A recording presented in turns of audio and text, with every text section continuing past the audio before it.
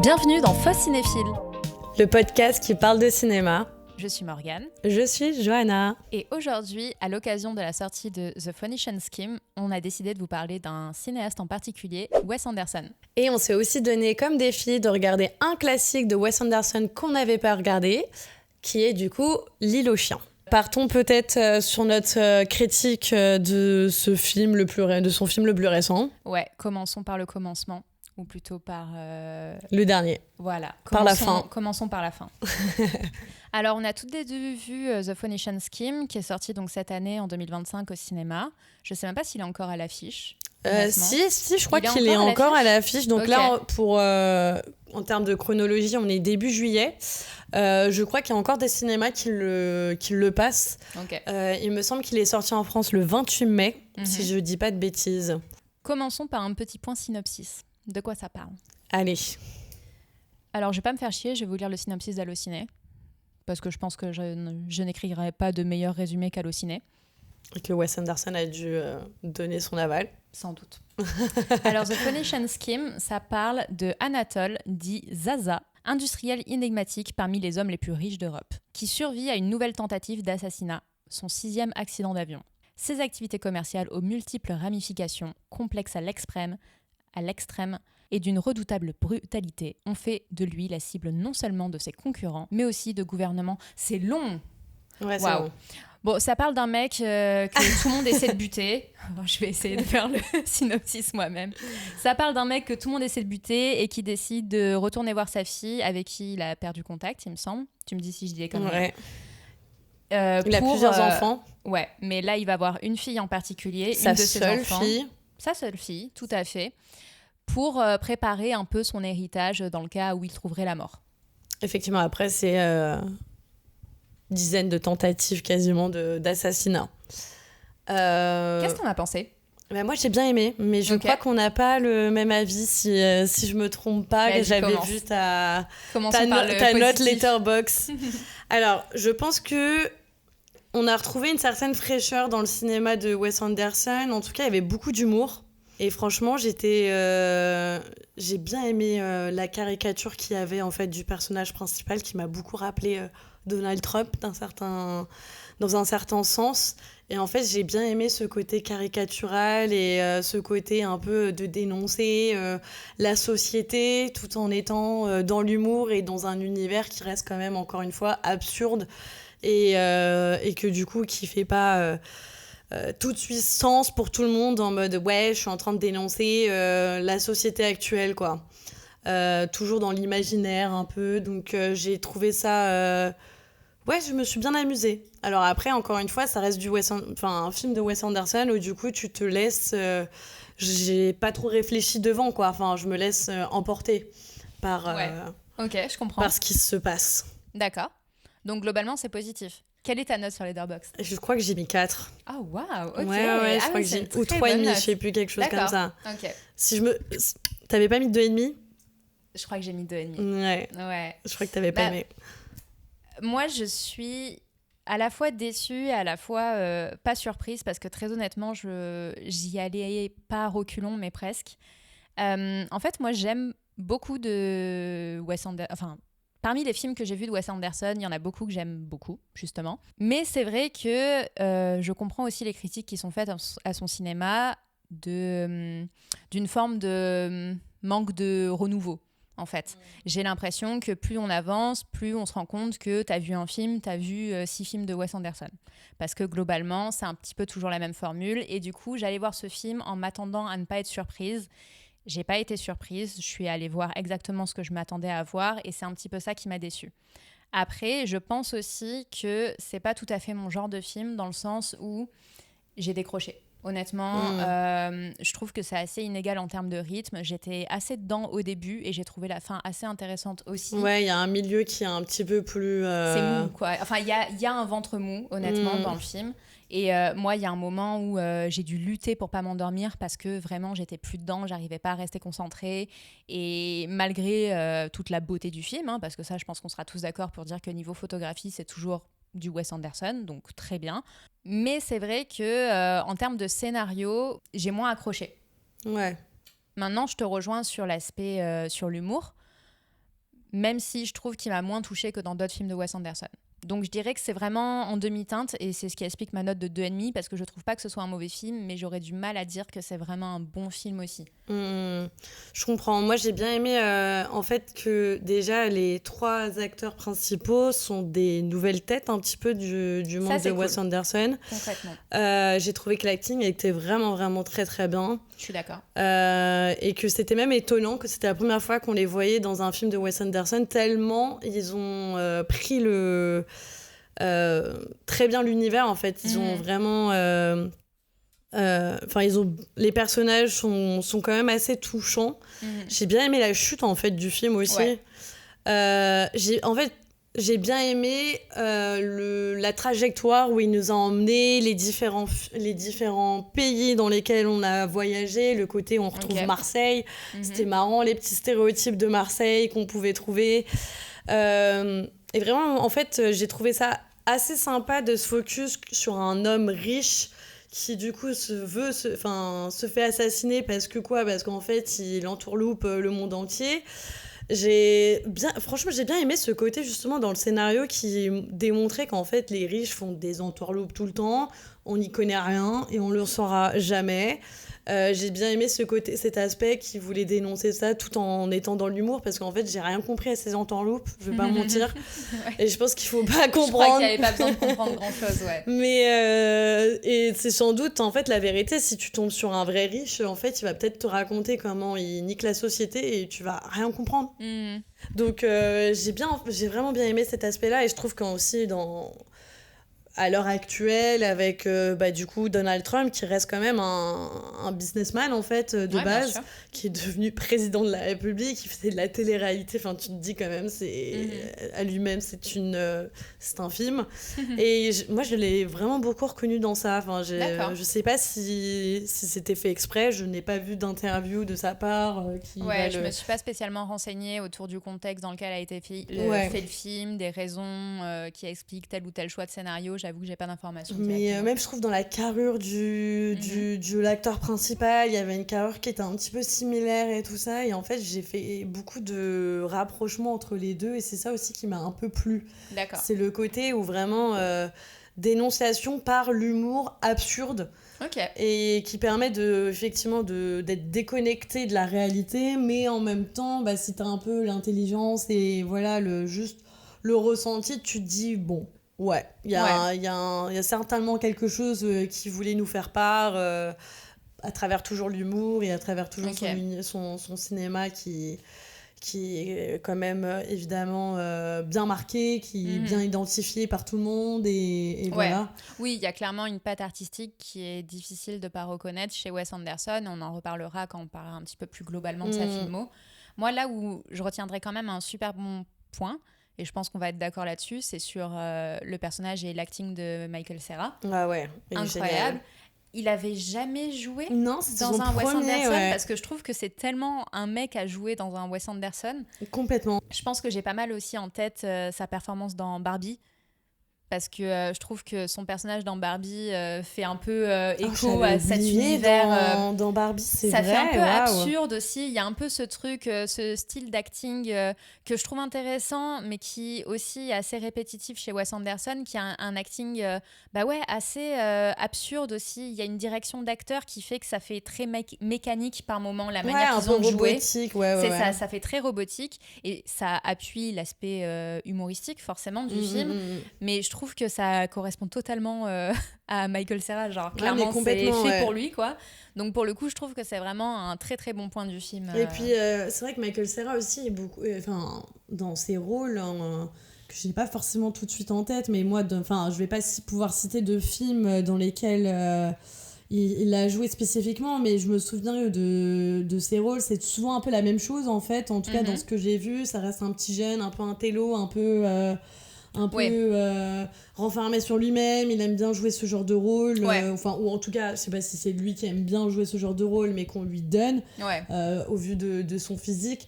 Et là, alors il était bizarre comme personnage, mais il est quand même, spoiler, c'est un à la fin, il a ce côté, ça changeait quand même de le voir aussi ça lui allait tellement bien qu'effectivement tu te demandes ah bon, c'est que le premier, et en même temps, le rôle changeait un peu par rapport à ce qu'il fait d'habitude. Enfin, en tout cas, dans lesquels on l'a plus vu, quoi. Ouais, je suis plutôt d'accord. Est-ce que tu as autre chose à rajouter sur The Phoenician Scheme? Et juste, Mia, du coup, c'est la fille de Kate Winslet, il me semble, si je dis pas de conneries. Ah, ok. Alors, On vérifie. Fact-checking. Et c'est son premier rôle, du coup, dans un long métrage. Ah, waouh. Il me semble. Ok, bravo à elle. Moi, je l'ai vu dans une série qui s'appelle The Buccaneers. Et en fait, je viens de faire la corrélation parce que la saison 2 vient de sortir. Et du coup, je suis en mode « Ah, mais non, mais en fait, c'est elle !» C'est totalement la fille de Kate Winslet. Voilà, et du coup, il me semble que c'est son premier long métrage. Alors, elle avait un petit rôle dans un film qui s'appelle Scoop, qui est sorti en 2024, mais il me semble que c'est un film de plateforme. Je crois qu'il est sorti uniquement sur Netflix. Okay. Il n'avait pas fait beaucoup de bruit, honnêtement, et je l'avais vu. Est-ce qu'elle a vraiment le personnage principal aussi? Non, ouais, c'est... Voilà, c'est peut-être aussi son premier en tout cas, je me souviens pas d'elle dans ce rôle-là, quoi, enfin, dans ce film-là. Et après, je pense qu'elle a eu d'autres petits rôles, mais c'est son premier grand rôle dans un long métrage. Je pense que c'est son premier personnage principal dans un long métrage. J'ai commencé par Wes Anderson, c'est quand même hyper valorisant. Et surtout, comme on l'a dit, c'est une direction d'acteur qui est particulière. Et pareil, elle s'est immunisée dans cet univers-là où, encore une fois, t'as pas l'impression que c'est la première fois qu'elle y joue, quoi. Ni du coup que c'est son premier vrai personnage principal. Et sachant que du coup c'est une Nepo Baby, je trouve qu'elle a un vrai talent qui se ressort et son rôle est quand même dingo. Assez intéressant au côté féminisme aussi. En fait, il y avait plein de petits sujets qui étaient hyper intéressants, je trouve, dans ce film, qui est peut-être plus marqué. En termes de dénonciation, j'ai trouvé que dans certains autres de ses précédents films. Et c'est peut-être pour ça que j'ai un peu... vachement aimé, même si évidemment ça reste quand même encore une fois des genres de course-poursuite, des films un scénario qui va ressembler dans la chronologie, etc., avec ses précédents travaux, mais j'ai trouvé que les petites subtilités étaient intéressantes. Ok, voilà. Je suis assez d'accord sur l'aspect acting, en tout cas sur le casting de ce film de Wes Anderson. Et je comprends aussi ton analyse autour de tout l'aspect dénonciation, même si je l'ai moins ressenti lors du visionnage, mais c'est vrai que de ce que tu m'en dis, je comprends totalement l'argument. Donc on peut passer maintenant un petit peu à ces autres travaux. Moi je trouve que ça serait bien qu'on parle peut-être de notre rapport au cinéma de Wes Anderson et peut-être de nos films préférés ou des films qui nous ont marqués, ça peut être en bien ou en mal d'ailleurs, peu importe. À quel film tu penses quand tu penses à Wes Anderson? Je pense que comme beaucoup, ça va être The Grand Budapest Hotel. Alors, je l'ai regardé il y a très longtemps en plus, je m'en souviens pas très très bien. Ok. C'est ce que je disais, c'est que juste avant qu'on démarre le podcast, c'est que j'ai du mal à me souvenir des synopsis de Wes Anderson. On va reprendre le synopsis d'Allociné. Il y avait Saoirse quand même. Saoirse, je sais pas comment on prononce, Saoirse Ronan. C'est toi qui sais prononcer, pas moi. Saoirse, c'est compliqué, c'est néerlandais. Mais dingo aussi dans ce film. Elle est trop forte. Petit synopsis de The Grand Budapest Hotel. Le film retrace les aventures de Gustave, l'homme aux clés d'or d'un célèbre hôtel européen de l'entre-deux-guerres, et du garçon d'étage, Zéro Mustapha, son allié le plus fidèle. La recherche d'un tableau volé et un conflit autour d'un important héritage familial forment la trame de cette histoire, au cœur de la vieille époque en pleine mutation. Ouais. Ça t'évoque des souvenirs du film ou pas du tout parce que... Pas tant que ça. Ok. Mais tu vois, je trouve que rien que ça, c'est assez représentatif même du cinéma. Alors, je sais pas si c'est une bonne ou une mauvaise chose, mais je trouve pas que ce soit l'intrigue qu'on retienne dans un film de Wes Anderson. Non. Parce que tu vois, l'intrigue de The Grand Budapest Hotel... oui, je vois à peu près de quoi ça parle, mais ce dont je me souviens, c'est du décor, c'est de certains plans, c'est de... Bien sûr, tu vois. Donc, il y a un aspect visuel qui prédomine dans la plupart de ces films. C'est exactement ce que j'allais dire, c'est que je trouve que Wes Anderson est très très fort et il a permis d'entrer dans une ère où du coup on va se souvenir de lui, tu vois, dans 100 ans, c'est sûr en fait, en termes de cinéma, il a marqué quelque chose. Pas sûr que tous les réalisateurs auront marqué autant que Wes Anderson. Alors peut-être qu'on va pas se souvenir forcément des intrigues, mais on va se souvenir que ouais, c'est un cinéma absurde, qu'il y a toujours 15 millions de personnages dans ces intrigues, Ouais. que c'est souvent une même forme, et qu'il y a la symétrie, qu'il y a des couleurs qui sont pop et tout. Ouais. Et du coup, ouais, c'est ce que les gens vont reprocher à Wes Anderson, mais j'ai envie de dire, c'est sa patte en fait. Ouais, bien sûr. Et ça marche en fait, ça marche. Et quand on dit, on essaye de filmer des trucs, genre, je sais pas, j'imagine plein de fois dans des vision boards ou des trucs comme ça, que les gens disent, ouais, j'ai envie de faire un truc un peu à la Wes Anderson sur ce plan-là, tu vois. Genre, il a trouvé un truc qui fait qu'on va le nommer pour citer visuellement qu'est-ce qu'on a en tête. Ouais, il a donné son nom à un style de cinéma assez particulier, ou en tout cas qui lui est propre, quoi. Ouais, et je trouve ça... tu vois, j'ai pas forcément d'autres réalisateurs en tête où je vais pouvoir dire, ouais, il a fait un truc à la comme ça, quoi. Où je vais pouvoir l'utiliser. Je trouve que si, quand même. Après, c'est vrai que la force de Wes Anderson, c'est aussi d'avoir pu marquer le cinéma de son contemporain, ou en tout cas de manière très rapide. Parce qu'il a toujours la même équipe, ou en tout cas depuis la plupart de ses derniers films, il a toujours le même chef opérateur, toujours la même équipe d'écho. Donc il y a quelque chose de... Rien que ça, tu vois, ça permet aussi d'avoir une patte artistique qui est ultra marquée, parce qu'en fait, Wes Anderson, c'est pas que Wes Anderson, c'est toute une équipe qui fait que les films ont un ADN commun, quoi. Sa vision est retranscrite à l'écran, sûr. quoi. Ouais. Bah, de toute façon, le cinéma, c'est un travail collectif, hein, et il faut pas l'oublier. Et c'est bien qu'il le sache aussi, et que du coup, en fait... mais c'est un cinéma aussi un peu... En fait, Wes Anderson a commencé par un cinéma très indépendant. Hein. C'est pas beaucoup de budget. Et en gros, bah maintenant, oui, c'est peut-être le décor qui paye le plus, je crois. Et évidemment, certainement les acteurs aussi qui doivent coûter des sommes. Parce que maintenant, ça reste des acteurs qui sont très connus. Mais à l'époque, au début, quand ils les prenaient, c'était pas forcément les acteurs les plus connus aussi. Et ça reste un cinéma où tu peux créer, c'est souvent des huis clos, enfin entre guillemets, ou en tout cas ils sont souvent dans un même décor et après on passe à un autre décor. Ouais, il y a une grosse importance au choix du lieu dans les films, en tout cas dans pas mal de ces films, il y a ce truc un peu de s'enfermer dans un lieu ou dans une ville ou dans un train ou dans un avion, enfin par exemple de Phoenician Scheme, on est beaucoup dans l'avion. Clairement, cette notion de huis clos aussi, qui revient assez souvent dans le cinéma de Wes Anderson. Et ce que je trouve qu'on n'en parle pas assez, mais moi je suis tellement à chaque fois admirative du montage. Mais vraiment, le montage, il est extraordinaire parce que c'est pas des choix de plans très simples à manier. C'est qu'à mon avis, en termes de vision, de storyboard juste avant, ça doit être tellement rigoureux, quoi. Et ouais, moi je suis très admirative parce que je pense que je suis à l'opposé de ça en fait.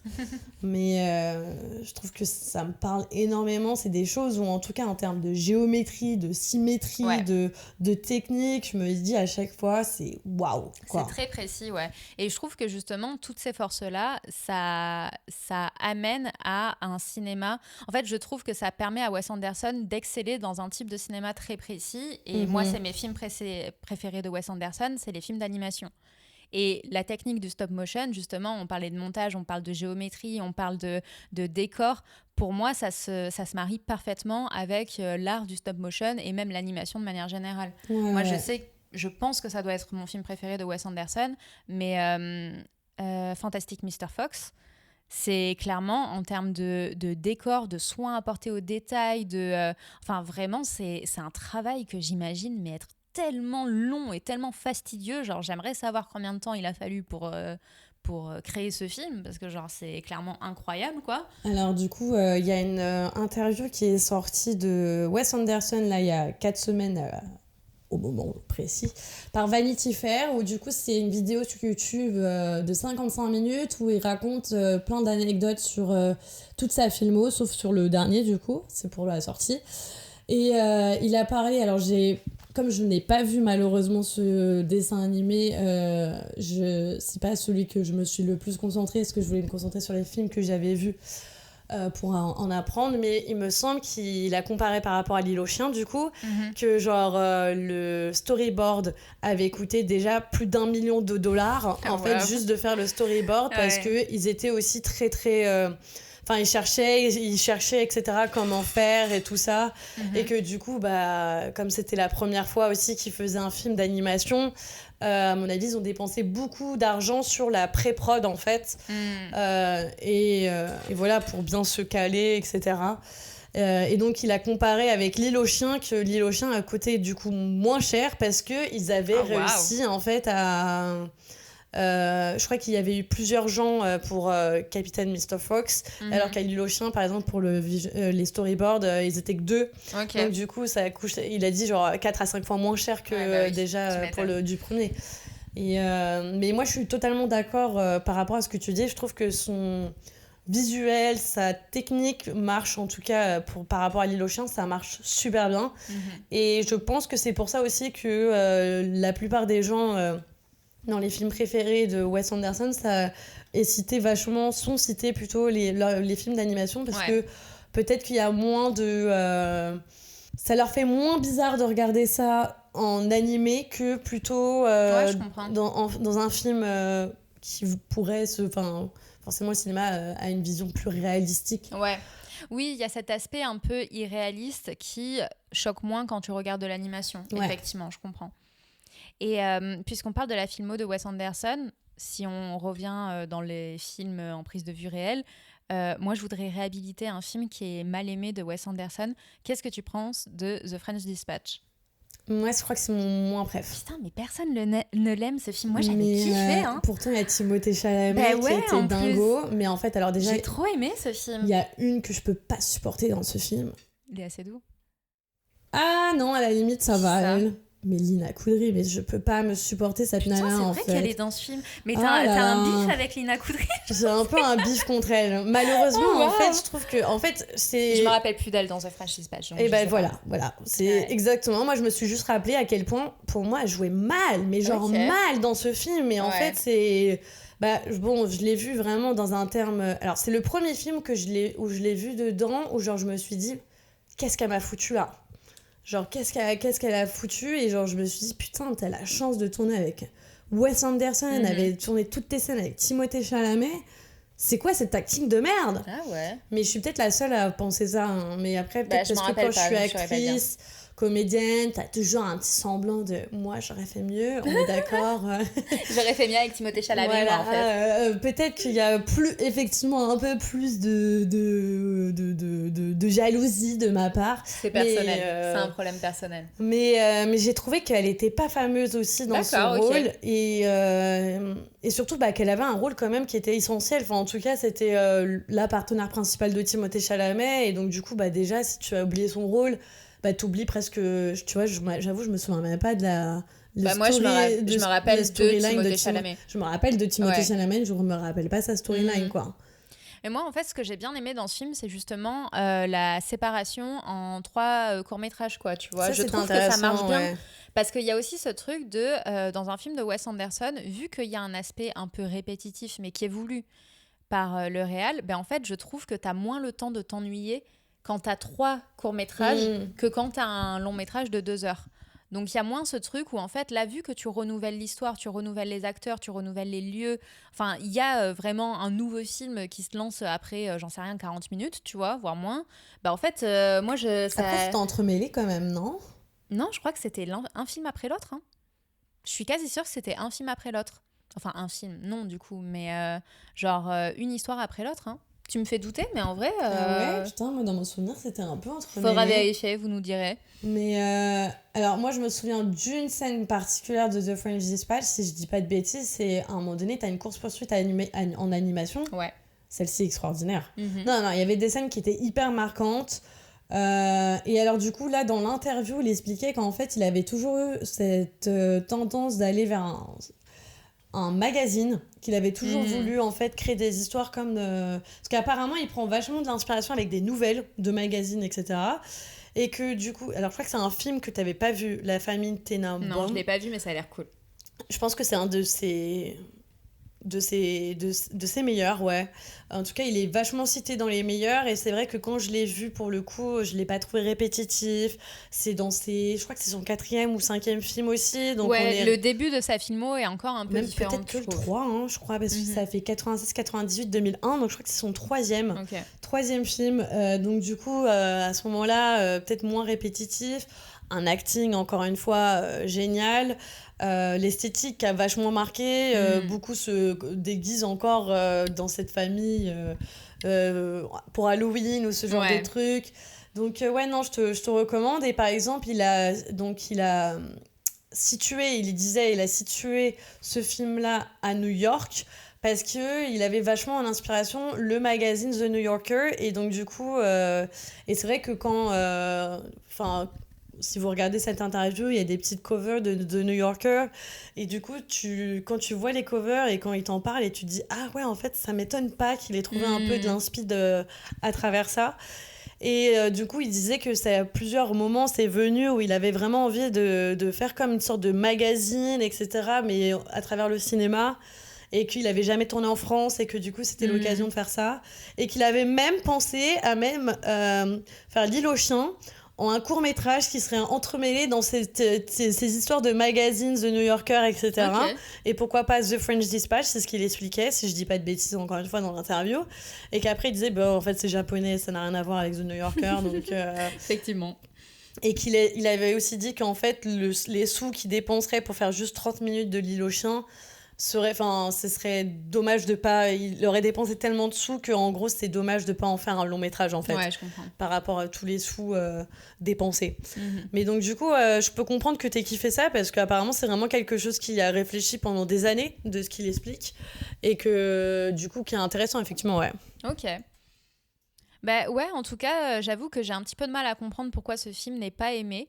Après, j'ai l'impression que globalement, les films les plus récents de Wes Anderson, alors peut-être pas le dernier pour le coup, mais pareil, je trouve que Asteroid City est pas forcément cité parmi les meilleurs films de Wes Anderson. Ouais, il y avait pas mal de gens qui ne l'avaient pas du tout aimé. Ouais, je sais pas si je dirais que c'est un de ses meilleurs, parce qu'il y a eu plein de bons films, mais moi j'ai beaucoup aimé Asteroid City. On l'avait vu ensemble. Hein. Franchement, moi j'avais trouvé ça très cool. Je trouve que l'histoire elle sort de l'ordinaire. Pour le coup, ça reste dans un truc un petit peu absurde qui va bien à Wes Anderson.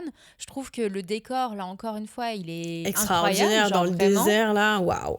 J'aime beaucoup le casting forcément. Bon ça reste du Wes Anderson, donc il y a toujours un très bon casting.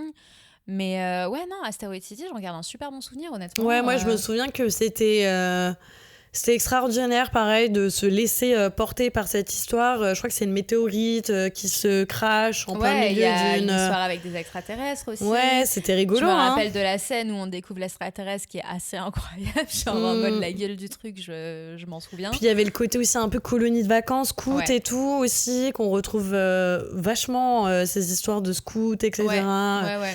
Il aime bien aussi mettre en avant des familles de riches. Et tout en montrant une certaine sincérité, une certaine aussi... des problèmes qu'ils peuvent avoir et tout. Donc, c'est des personnages qu'il aime bien, j'ai l'impression. Mais c'est vrai qu'à Asteroid City, non, franchement, on avait kiffé. Hein. Ouais, je me souviens qu'on avait vraiment... on était sortis en mode « Ah ouais, trop bien ». Et que pareil, je me demande si c'est même pas fait plus défoncer que le dernier, quoi. Ah, ça, je sais pas. Mais en tout cas, je me rappelle que c'était assez mitigé. Mais je pense que c'est un petit peu... ces dernières années, j'ai l'impression que c'est un petit peu la hype Wes Anderson est retombée. Et justement, je pense que ça vient de cet aspect un petit peu répétitif où les gens ont envie peut-être d'être un peu surpris, ils ont envie de voir autre chose, ils ont envie de se dire, ok, bon, bah là... ils n'ont pas envie de se dire je vais au ciné pour voir exactement ce que j'ai déjà vu en fait. Mais en fait, j'avais bien entendu les critiques, beaucoup n'ont pas aimé The French Dispatch et Asteroid City et qu'ils ont trouvé que c'était trop compliqué pour eux, dans les sens, les histoires, etc. Et que du coup, là, dans les critiques pour The Phoenician Scheme, ce qui était intéressant, c'est qu'il y en a, dans les critiques positives, c'était on a retrouvé une fraîcheur de Wes Anderson, genre vraiment l'humour, etc.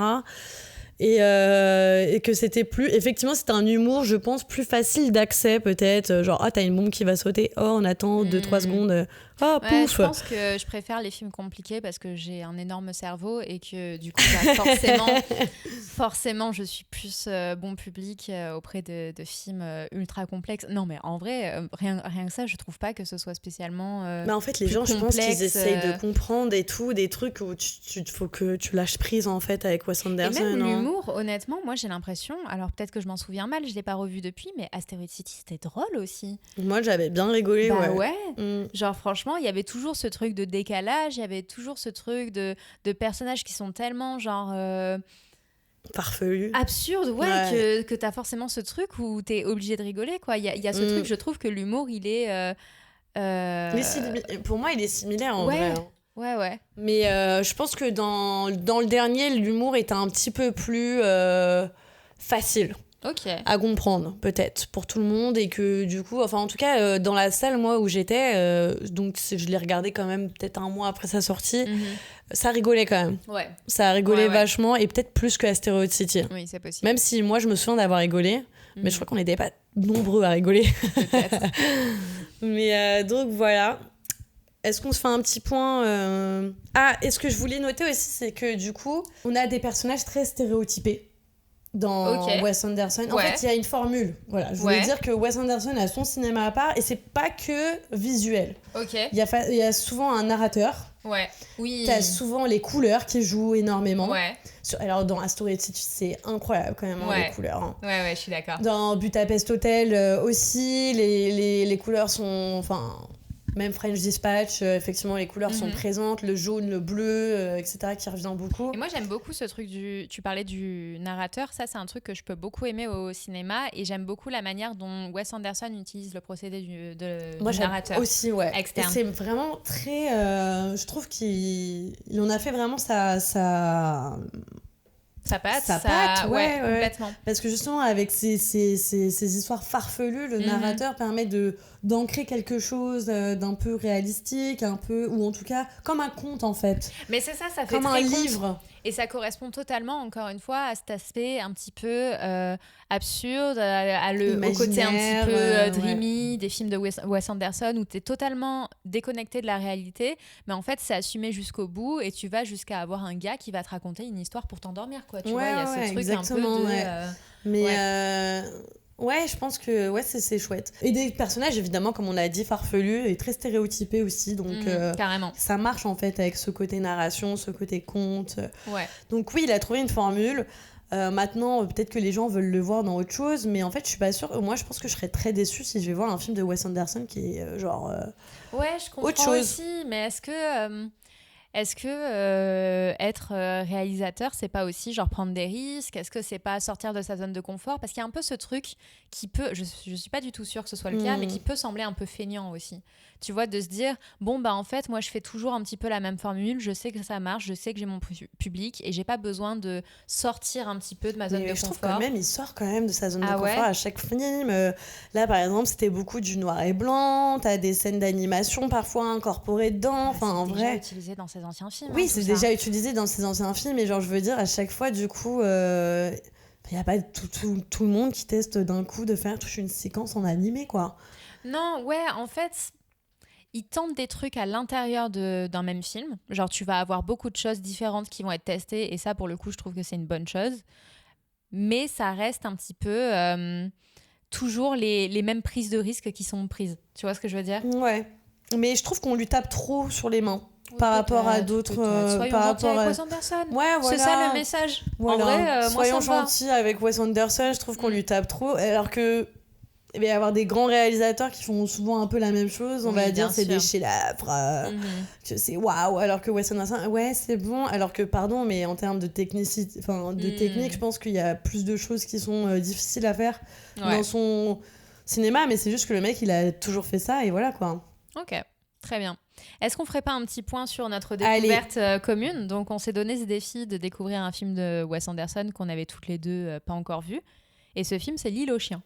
L'île aux chiens, donc son deuxième film d'animation, comme on a pu un tout petit peu parler avant. Donc son deuxième film d'animation et son dernier film d'animation pour le moment, il me semble. Pour le moment, ouais, en tout cas que je sache. Qu'est-ce que t'en as pensé, toi? Bah, moi, j'ai beaucoup aimé. J'ai trouvé que ça marchait trop bien, justement. Point synopsis, peut-être? Point synopsis, Attends, let's go. je ressors Allociné.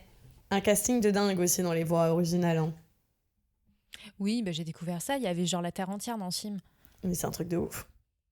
Même en français, hein, du coup, les doublures, les doublages, pardon. Ah, ça, j'ai pas vu En fait, moi, je l'ai vu sur Prime Video, donc du coup, t'as la distrib, et j'étais là en mode « What ?» Ils ont joué dedans, et après, j'ai compris que c'était le doublage, en fait. Ok. Parce que moi, du coup, je l'ai regardé en VO. Comme la plupart des films, évidemment, en VO. Enfin, comme tous les films, je regarde tous les films en VO, d'ailleurs. Mais du coup, ouais, il faisait apparaître tout un liste d'acting, et j'étais en mode, tous ces gens très connus français, et j'étais en mode, mais non, c'était du doublage, en fait. Mais pareil, gros cast aussi français, en fait, dans le doublage, en vrai. Ok. Mais du coup, gros cast original aussi. Alors, j'ai le synopsis de L'île aux chiens. En raison d'une épidémie de grippe canine, le maire de Megazaki ordonne la mise en quarantaine de tous les chiens de la ville, envoyés sur une île qui devient alors l'île aux chiens.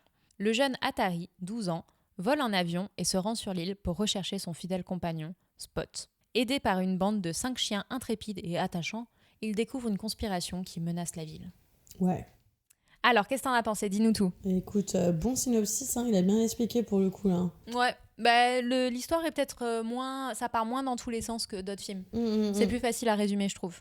Moi, j'ai vraiment kiffé. Franchement, je me suis laissée grave emporter par le film. Ces idées que les chiens... Pareil, encore une fois, j'ai vachement aimé aussi ce côté qu'en fait, les chiens peuvent être autre chose dans notre réalité. Des espèces qu'on met de côté, qu'on discrimine ou qu'on...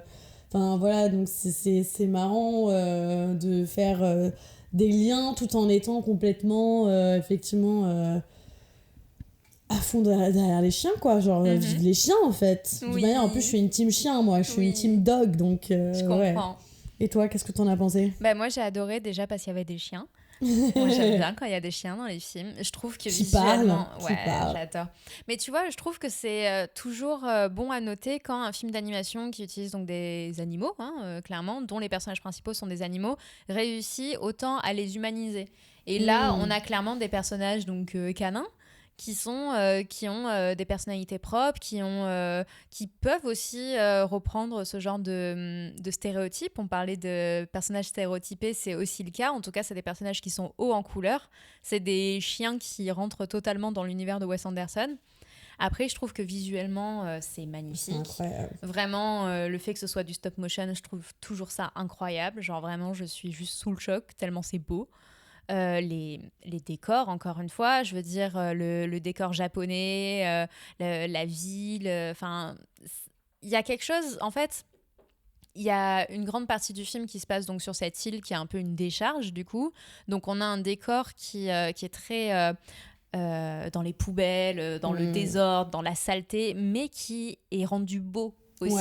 Et je trouve ça incroyable en fait comme message envoyé d'un truc un peu de il y a de la beauté partout, même dans la saleté, même dans la déchetterie, quoi, et rendue belle par Wes Anderson. Et du coup, ce qui est aussi drôle, c'est que même à l'intérieur des chiens, t'avais une lutte des classes aussi. Ouais. Genre entre les chiens qui avaient du coup une famille, qui étaient dressés, qui connaissaient... voilà, des petits biscuits, des friandises que les hommes donnent, et donc du coup limite ont plus de mal eux à s'adapter à cette vie de déchetterie en fait, que VS les chiens de rue, cracra, etc. Le personnage principal est un chien qui est un chien qui n'a jamais été adopté. Et du coup, c'est rigolo, cette un peu lutte des classes aussi dans l'univers canin, quoi. Et t'as raison, il y a un truc qui est rigolo.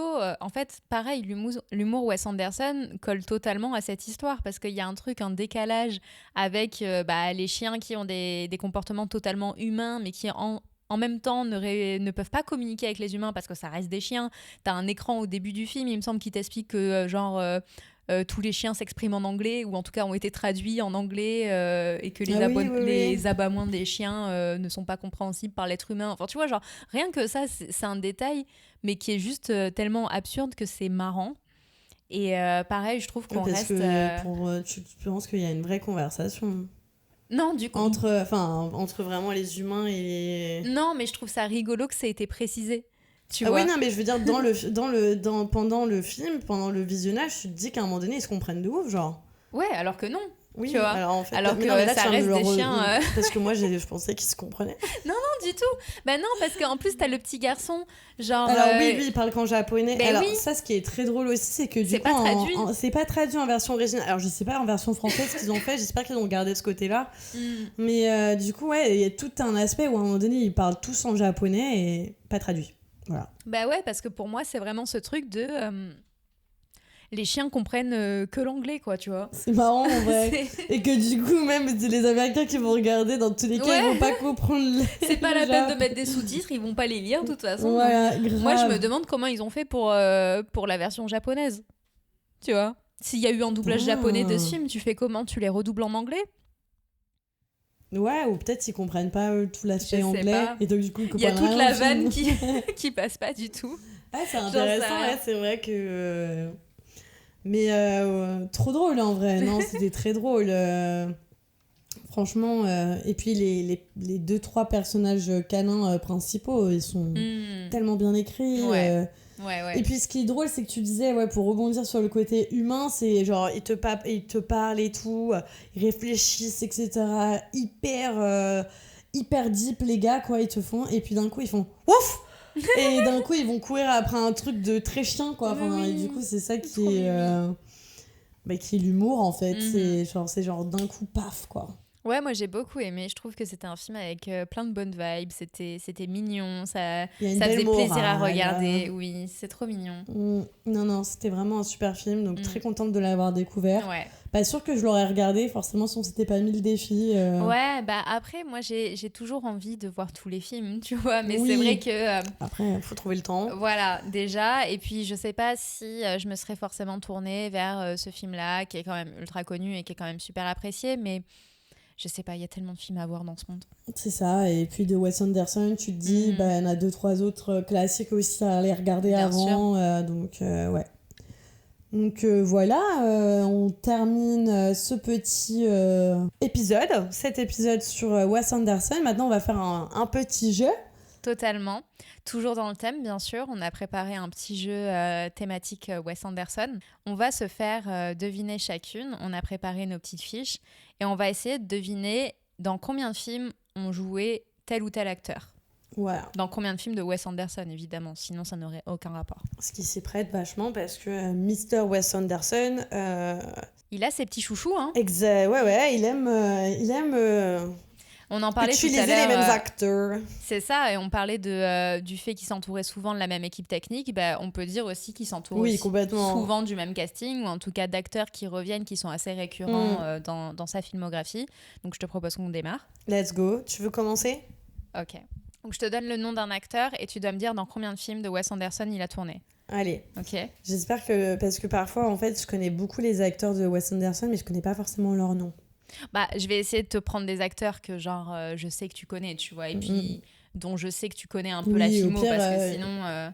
Est-ce que tu es capable de me dire dans combien de films de Wes Anderson a tourné Adrien Brody? Et je l'ai fait. Et bien sûr, il faut que tu l'as fait. Ouais. Ah merde, du coup, t'as la réponse? 5 normalement. J'en ai que 4. Merde. Attends, vas-y, cite-les-moi. Ah, je les ai pas cités, mais j'ai vu 5. Attends. Est-ce que t'arrives à te les rappeler, là? Il y a Grand Budapest Hotel. Ouais. T'as Truc d'Argeling, là. Ouais. Je crois que c'est son premier. Ouais. Qu'il a tourné dedans. Ouais, ça a l'air. French Dispatch, il y est dedans? Ouais, il y est. Il y est. Et Asteroid City, il y est? Putain, ouais, moi, tu sais, je me rappelais pas du tout qu'il était dans Asteroid City. Ouais, moi non plus, mais je crois que je l'ai... mais je sais plus quel rôle. Pas un narrateur? Non, c'est pas le narrateur dans Asteroid. Je sais plus. Et je pense qu'il en a peut-être un autre, hein. Ah ouais, merde, attends, je vais Est-ce vérifier qu'il n'y a sur pas Letterboxd. celui qui est juste après Darjeeling, genre en termes Après, est-ce qu'on compte les courts-métrages, les machins, les trucs? Parce que moi, j'ai pas compté. Hein. Non, long-métrage, ouais. Ouais, long-métrage, hein. Attends, je vais aller sur la page Letterboxd d'Adrien Brody, je vais compter, hein. Alors, film d'Adrien Brody. Donc, Darjeeling, on l'a dit. Grand Budapest, on l'a dit. Asteroid City, on l'a dit. French Dispatch. Ah putain, si, t'as raison, 5. Mais ils ont pas compté Fantastic Mr. Fox. Ah, ça envoie, Ils voilà, doublent ok. Fantastic Mr. Fox. Putain, Ouais. Allociné, faites un effort quand même. Ouais. Doublage. Bravo, ok, c'était 5 films. Après, c'est vrai que c'est pas un acteur à proprement parler, du Bah, coup, et c'est un ça acteur. compte, ça oui. compte. Mais oui. Putain, ok. Bah bravo, félicitations. Tu as battu Allociné. Fouhou. Alors, Vas-y, je t'écoute. bah, c'est l'acteur qui est le plus récurrent dans Wes Anderson, Ok. Bill Murray. Tu l'as trouvé? T'as pas fait Non, de je l'ai recherche? pas fait. Ah, ok, bah tant mieux. C'est vraiment le plus récurrent. Ok. Je vais essayer de voir si Sachant déjà, que je me si rappelle je dis de pas de Bill Murray dans bêtises, certains 12 films. films de Wes Anderson. Oh putain, je croyais que tu me donnais la réponse et qu'il avait tourné de mon... Ok, il y a 12 films. Je En crois tout? que normalement, D'accord. avec le dernier, là, ça fait 12. Ok, Bill Murray. Alors, je l'ai pas vu, mais j'aurais tendance à dire Moonrise Kingdom. Mais t'as pas la Ouais. liste des films sous les yeux? Ouais, de toute façon, c'est Tu le facile. sais. Ok. Donc, je dirais Moonrise Kingdom. Je sais pas si c'est dans The Grand Budapest, mais je dirais oui. Tu sais quoi? Alors, attends, Adrien Brody, il était à 5. Je pense que Bill Murray, il est à 7. Il y a plus haut encore. C'est son plus récurrent. 10. Il est à 10. C'est vrai? Ouais, il a juste waouh, pas joué il a- dans les deux premiers.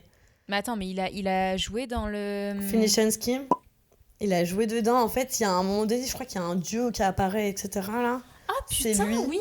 Mais moi aussi, il a c'est joué juste dans quand j'ai fait Asteroid une- City? Il a joué aussi dans Asteroid City. Oh, waouh. Je sais pas s'il a juste fait de la narration dans Asteroid City ou un truc comme ça, Ok. mais ouais, apparemment. Ok, putain. Et donc Waouh. depuis, je crois que son premier, du coup, ça doit être la famille Tenenbaum. Ouais. Et donc du coup, depuis, le monsieur reste. Putain, bravo Bill Murray. Hein. Bravo. Ok, j'en ai un autre. Je sais pas si tu l'as préparé aussi, peut-être. Si tu l'as préparé, je t'en fais un autre. Scarlett Johansson. Ah, je l'ai pas préparé, Ok. mais je pense que je sais. Vas-y, dis-moi. Bah, elle est dans les deux derniers, Asteroid City et The Phoenician Scheme. Yes. Et elle a fait une voix dans L'île aux chiens, je crois. Ouais. Je sais plus quelle voix, mais elle a fait une voix. Ok. Je l'avais vue dans le casting, donc 3. Bravo, c'est exactement Ouais, c'est ça. Et je crois qu'elle joue celle qui fait les figures, là, tu sais, qui a été chiante de compète. Il me semble que c'est Scarlett Johansson, ouais. je crois. Ah, mais tu sais que... Ah, attends, peut-être que tu l'as préparé. Je sais pas. Greta Gerwig Greta Gerwig? Greta Gerwig fait une voix dans L'île aux chiens. Ah ouais? C'est le personnage blonde, là, américaine, qui, du coup, est immigrée au Japon. Ok. Ah putain, je savais pas. Ah ouais, Ouais, je c'est l'avais trop pas. drôle, hein. Ok, d'accord. Bah en fait, comme j'ai regardé tout à l'heure l'interview, en fait, il la citait et du coup j'étais en mode ah putain, waouh, Ah, c'est trop drôle. Ok. C'est vrai qu'on oublie un petit peu que Greta est une vraie Oui. carrière aussi d'actrice. Bien sûr. Mhm. Et donc voilà. Ok. Alors, peut-être que tu l'as fait. Owen Wilson? Non, j'ai pas fait Owen Wilson. Ok. Alors, déjà, il y a Bottle Rocket. Ouais. Je sais parce que je l'ai vu. Je pense qu'il est dans Rushmore, que j'ai pas vu, mais il me semble qu'il y est aussi. Je crois que oui.